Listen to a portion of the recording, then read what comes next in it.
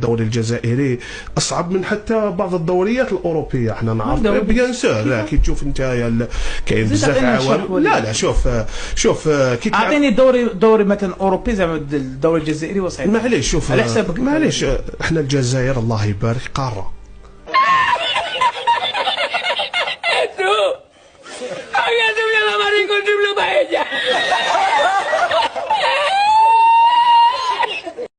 كي حجم التنقلات في الجزائر لا تضاهى بحجم التنقلات في الدوري الفرنسي ولا البريمير ليغ، لانهم بلدان صغيره مسافه صغيره، فهمتني. حنايا عبالك تلعب انت في الجي ولا في سطيف الثلج وراك تروح للصاوره البشار راك في الصيف، راك فاهمني. نظن انه كاين العديد من الامور اللي تخلي الدوري الجزائري فيه تنافسيه. الدوريات الاوروبيه عباك فيها بزاف، فيها ظروف ما كاش في افريقيا. لكن بزاف الناس تتكلم على الشامبيونز ليغ افريكا وتاع الاوروب.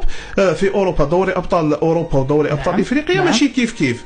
انا ديجا ضد خطره تكلمنا هنايا ومدينا القانون جديد اللي في اوروبا انه كي تسجل هدف ما يتحسبش هدف. هنا في افريقيا امال مو يتحسب 3 ولا 4. سي محمد انت تروح تلعب